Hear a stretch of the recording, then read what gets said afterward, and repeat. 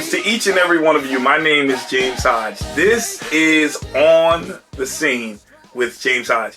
From the east, the west, the north, and the south. I don't know where you are, but you don't need to touch that dial.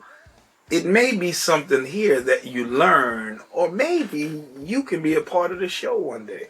I don't know. Well, listen, I'm so grateful for the producer. Let's give him an early shout out. None other than Sean Davis. He's always doing his thing, and he is the man. Sean Davis, thank you for all that you do. Thank you for helping to produce and start this podcast and put some of these shows together. You've been doing this for over 30 years. And again, we would like to thank God for you and all you do. So again, to each and every one of you, we're going to be bringing you interviews with some great people to give you information. All elected officials, people that are running businesses, all different kinds of things, bringing it to the forefront and bringing it to this show. Today, I am excited.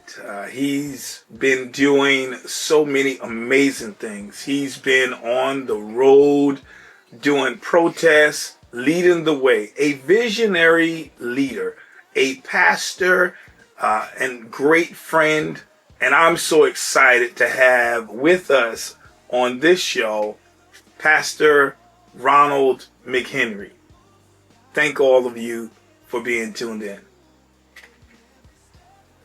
RONALD McHENRY, you know, in the midst of your busy schedule, I'm so grateful that you took time to stop by the studio here and speak to us. I want to understand, let us know a little bit about who you are. I can read a bio, the biology teacher that taught in Madrid. I could speak so many different accolades in your bio. Let us hear from you a little bit about who you are. Just thank you for having me on this wonderful show.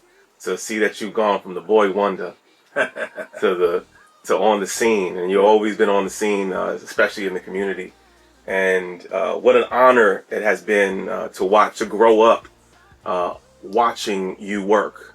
It's inspired me. It's inspired many to come out of the community and do the work that we do. I just want to say, as we continue, let us just give some honor to the Reverend Jesse Jackson, who has passed away this week, whose life and work have motivated us to be where we are today. We wouldn't be here thinking that we were viable in politics or be able to create the change. He created the wheel. He changed the wheel. Mm-hmm. and he's given it us for us to keep that wheel going. And so when we talk about a wheel, we talk about movement. Mm-hmm. And my life, when I start to think about where it started from, it's all started in the church. Okay. At the age of 10, my aunt took me to church, and I saw the street, I saw what was going on, but God had other plans for me. And in that space, God took me from coming from a single parent home without a father figure to then putting me into a place of where God said, I'm going to be your father. Mm. And you know, 70% of us in Black and brown communities grow up without a father figure. But the church became that father figure, became that parent for me. And it formed and shaped my ideals as I grew up into being a young man. Seeing the disparities on the street, it wasn't just about seeing it. It was about how can I help fix it? And so the gospel became more than just something that was preached on a Sunday, but how do we take the gospel that's transforming lives? We're seeing drug addicts come in and leave renewed. We're seeing people come in that live certain lifestyles, come and change their life and get cleaned up in the church. There were people that mentored me to take that living gospel and talk about, it's not just about saving souls, it's about kingdom building. Mm. And what does kingdom building mean? So kingdom building is bringing God's justice in heaven here on earth and being ambassadors for Christ. And so that type of movement, that type of spirit always filled me. I grew up in the Martin Luther King Center where you were the chairman. And I was on the board for 16 years and the chairman for 10 years. Thank you. All right. I just, amen to that work that you continue to impact the community with the work that you continue to do. I think that growing up in the MLK Center, which is led by Bernice King, really fortified me in ways that challenged me, right? So Dr. King had a doctorate, so I wanted to get a doctorate like Dr. King. Okay. That inspired me. And I didn't know the details of course, as a kid, of what it meant to be like Dr. King. I mean, Dr. King, as a kid, was my hero. Yes, mine too. Okay. He's one of mine too. And I always thought that Dr. King was everybody's hero, but the more conversations I have with people my age, I feel like, well, that's not the case. Yeah. I had two heroes. It was Dr. King, and my second one was Bruce Lee. Mm. So I wanted a kicktail on the pulpit, and I wanted a kicktail on the street. You know, both. But you know, the nonviolent way was the way that Dr. King, through direct action, turned the page of this country that went from segregation to a more inclusive government. And like the prophets of the Bible, we could not really comprehend what change was until laws were being changed. So it's not just about preaching a sermon, but how does your sermon affect your congregation? How does your sermon or your word affect the larger community that it is the country? Mm-hmm. And we don't think about the 60s, and we don't gloat over the 60s because Dr. King was a great orator. There were other orators during that time. Yes. We look at Dr. King because laws were changed. Yes. And we can talk about the civil rights law. We can talk about the voting rights law. We can talk about affirmative action. Yeah. That has now been debunked. Yeah. They have now not only took down women's rights, but affirmative action. And they've also went after diversity, equity, and inclusion. So as you say that, because I want to get into the DEI, as you have done one of the longest in New York State, consistent protests week after week for over 80 weeks, over 90 weeks, I believe. And so I want to hear a little bit about that. But just, as we're telling people, from 10 years old, your aunt brought you to church. You got inspired by the Word of God. And, some of your heroes were Martin Luther King and Bruce Lee, and so you wanted to be able to kick the devil tail. And then if somebody messed with you on the street, you wanted that physical strength. But we know the nonviolent way, and that I'm not the only Bruce Lee at this table. He's a martial artist in his own right. I just learned a little bit. I just learned a little bit. But, I'm so grateful that, my father was a pastor. And so when you say, that God has just been an inspiration in your life, it's been an inspiration in my life, as a young person, and you said earlier, Boy Wonder, I was grateful to be a radio personality for many years, and you came out and used to do a lot of things then, and just being a part of it. So I've seen you just go through life as this young man who's always been inspirational, a young man that has always been carried his Bible, loved God. And so to see you now working on your doctrine, to see you now doing all the things that I see on TV and helping to lead people and inspire people, giving them the blueprint. Martin Luther King talked about, what is your blueprint? And so I thank God for what God has done already, what he's doing, and what he's getting ready to do in your life. And so I want you to speak a little bit about, as we talk about some of the rollbacks. You spoke about, things that we have accomplished, and as we celebrate the life and the legacy of the late Reverend Jesse Jackson, who was over bread box. Can you let us know a little bit more things? Because I can go over some things, but you got a chance to meet, Reverend Jesse Jackson, and then let's hear a little bit more about the DEI and people saying that that's hurting people. So let us know a little bit about Reverend Jackson, the late Reverend Jackson. So many freedom fighters have fought for diversity, equity, and inclusion. We can say the first freedom fighters to fight for diversity, equity, and inclusion are in the Bible, right? As late back as Moses, where we see in Scripture that his sister was upset that he had married a dark-skinned woman, and that God had cursed her with sickness because of her racism, and that God had always welcomed the immigrant from the law. Judaic law. So the DEI, diversity, is throughout the Bible, is throughout our belief system. But I think that one of the biggest champions, there's so many to name, but just to honor Jesse Jackson, talked about diversity in ways and expanded upon it in ways where he formed Rainbow Push. The Rainbow Push Coalition was not the first organization that he started with. He was a young teen. He was with Reverend Dr. King for a full year out of seminary. And Dr. King saw something, saw a spark, saw the strength, and put him over something called Operation Breadbasket. Yes. Now, Dr. King had two economic wings out of the SCLC, which was the Southern Christian Leadership Conference, that he was the president and ran.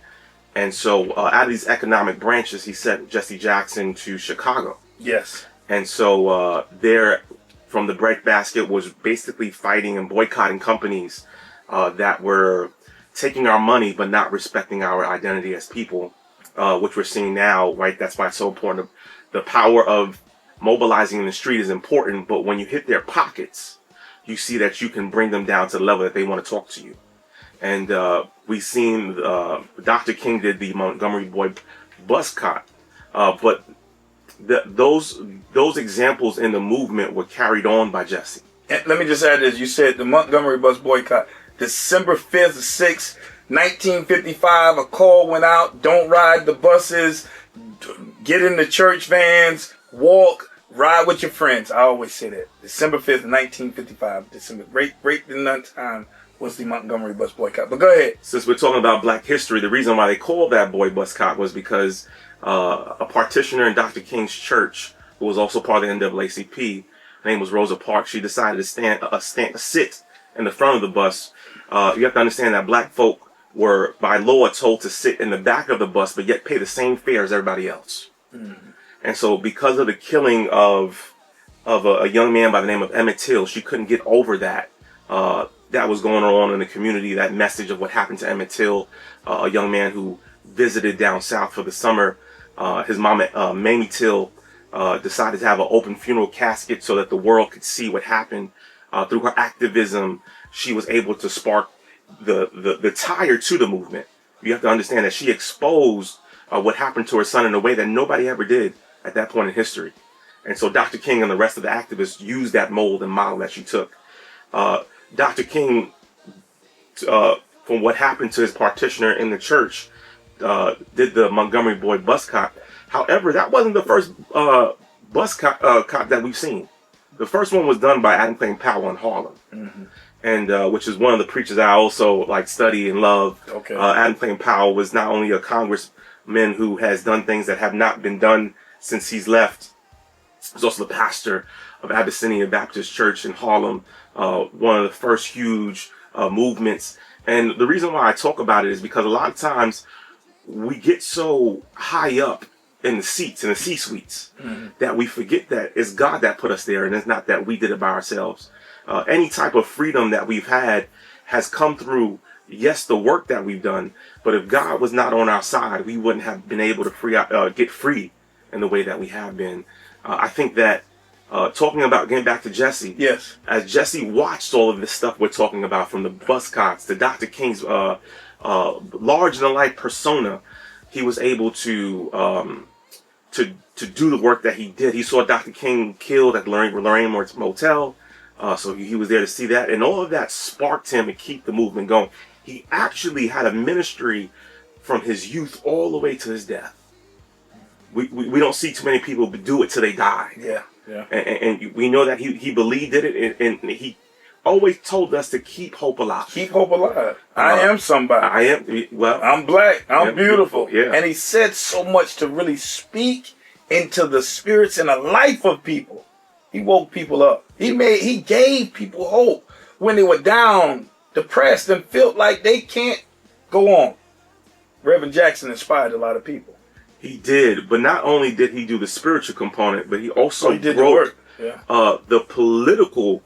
He broke into a political arena that they were not allowing us to be in. Yes. He brought diversity in a way that we had not seen to the political arena. So what is DEI? People say DEI hurts people. Can you let us know a little bit about DEI and some data? So the importance of, and I just want to go back to affirmative action, right? Okay, because we can't talk about DEI in this conversation that DEI hurts people without talking about where does affirmative action come from, which is what DEI is a child of.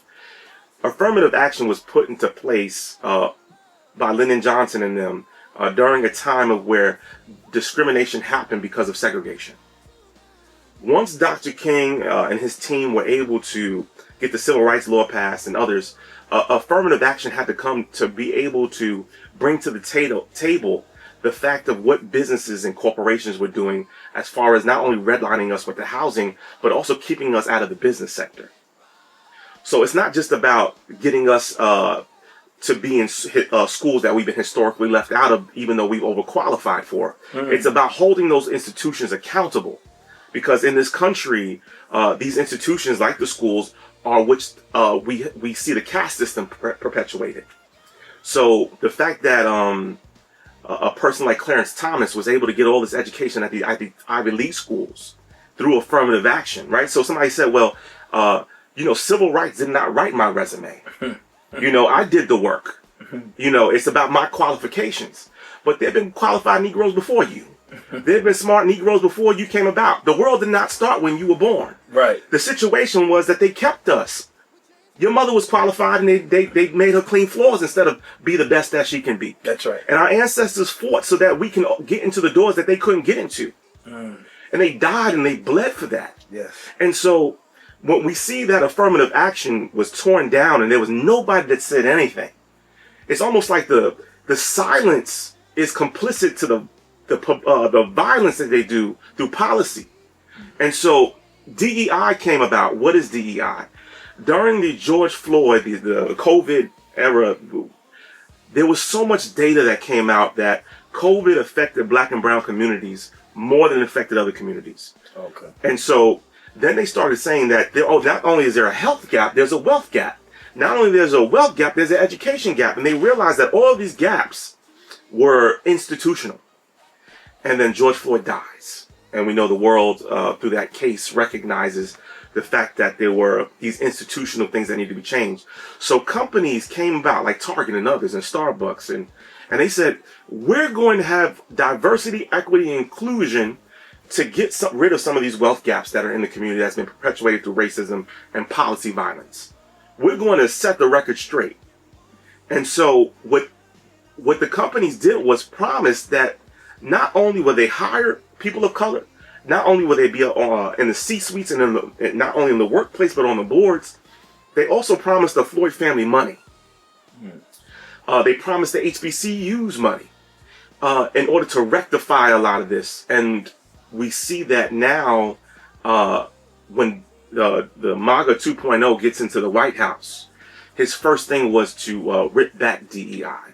Now, it's not only this racist rhetoric coming from white politicians, but also some brown politicians. And that's why Black History Month needs to be not just a month, but the whole year. 28 days is not enough to tell our story. Because what we're doing is we're repeating the past instead of going forward as a country. We're retracting where we've already been. And so it's important that the children of the movement, the civil rights community, speaks up and out that DEI is not a measure to give us an unfair advantage. It's to level the playing field of where you got ahead off our work and kept us back even though we were qualified.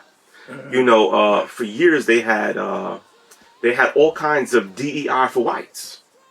And so we all need to start life at home base. Okay. And starting a life. We start life outside the stadium and they start running. DEI is meant to put everybody at the starting of the race at the same place. Well, listen, to each and every one of you, as you can see, that Reverend Ronald McHenry has been doing this for a long time. I wanted him to share. I want you to share how many weeks did you were working with the National Action Network, and you did a protest. For how many weeks was that? So there was a case, National Action Network, led by the founder, Reverend Dr. Al Sharpton. Yes. I was a coordinator for the House of Justice, New York coordinator. And during my tenure... Shout out to Reverend. Yeah, and all the work that he continues to do. That's right. And his One of great my heroes ministry. too. He's one of my heroes. For sure. And continuing the work. Yes. One of the last giants standing. We need him to That's right. continue the struggle. So Reverend Sharpton has always received crisis calls. There was at the beginning of the DEI fight, the precipice of the fight, and the backlash, because every time there's black progress, there's white backlash, was a billionaire by the name of Bill Ackman, who decided to hoist a campaign against a woman by the name of Claudine Gay. She was the first black, not only woman, but black person to be president of Harvard University. Yes. And he went on this campaign. There were smear campaigns all over the media. And she winds up resigning from her position. And this is also coming amongst the midst of Jewish students saying they don't feel safe at Harvard. And he used that kind of energy to oust her. And then once she was ousted, he said she is a DEI hire.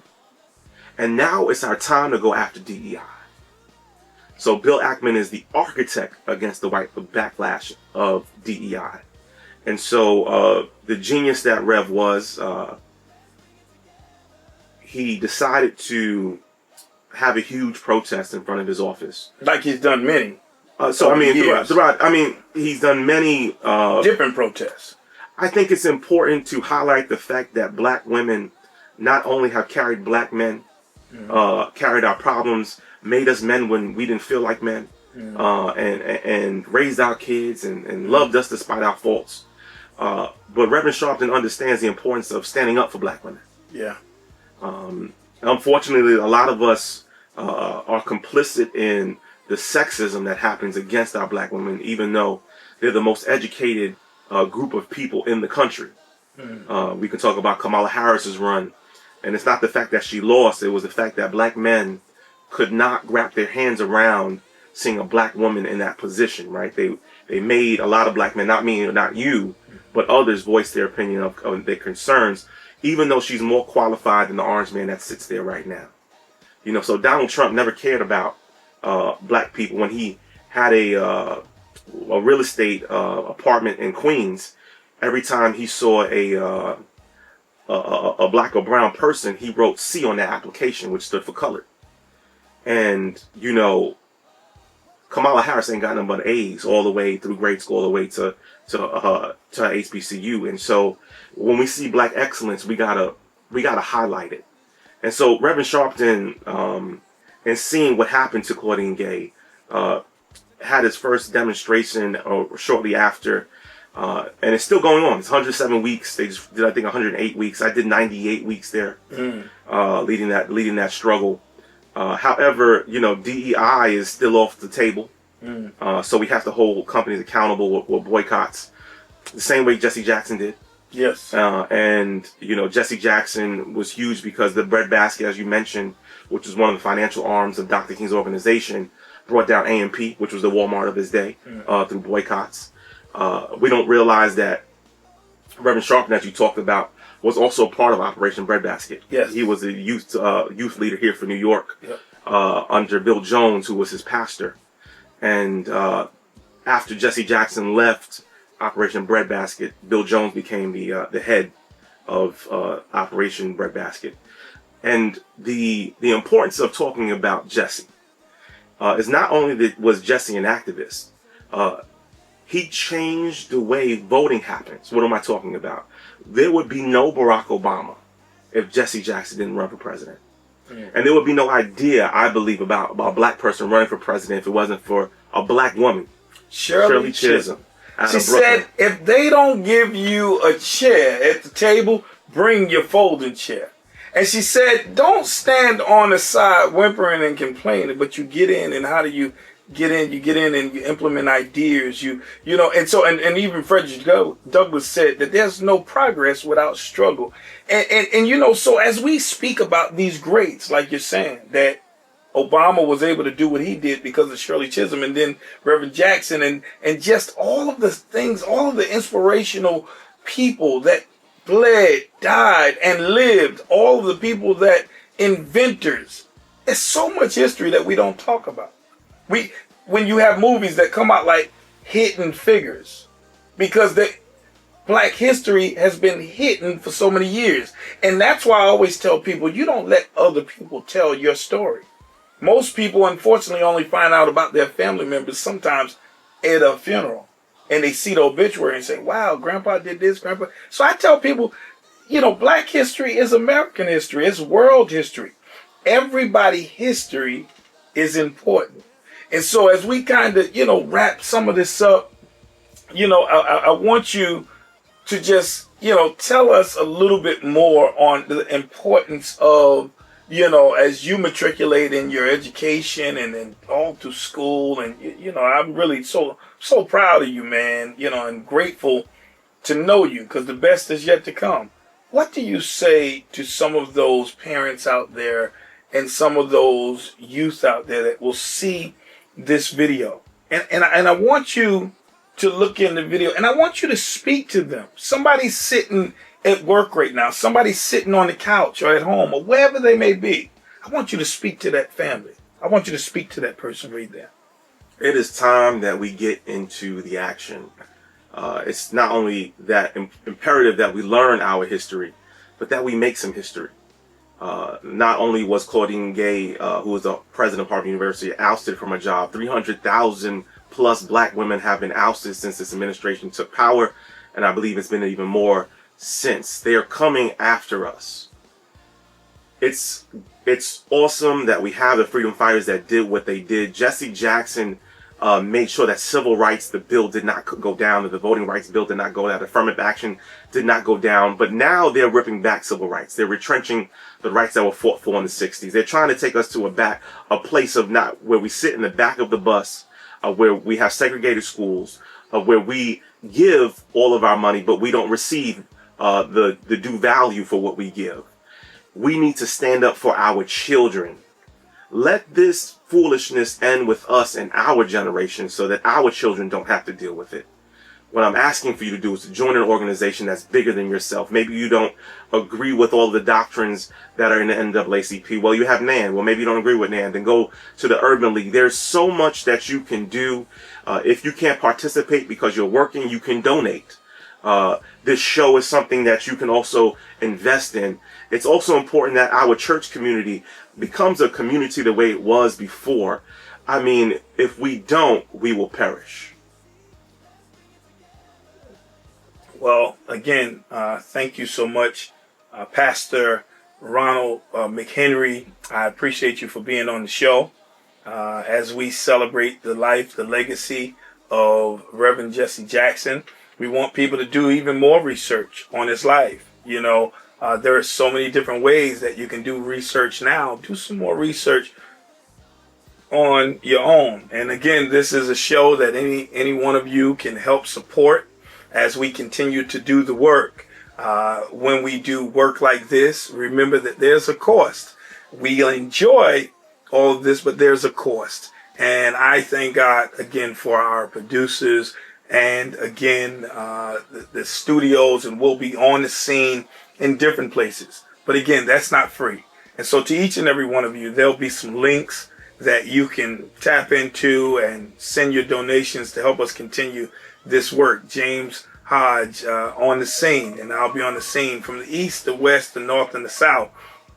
To each and every one of you, remember that you matter, and remember that you are important. If you have any show ideas, why don't you give us an email or reach out to us? Again, my name is James Hodge, and I have been here with Pastor RONALD McHENRY on location with James Hodge. God bless, stay blessed, peace, and love.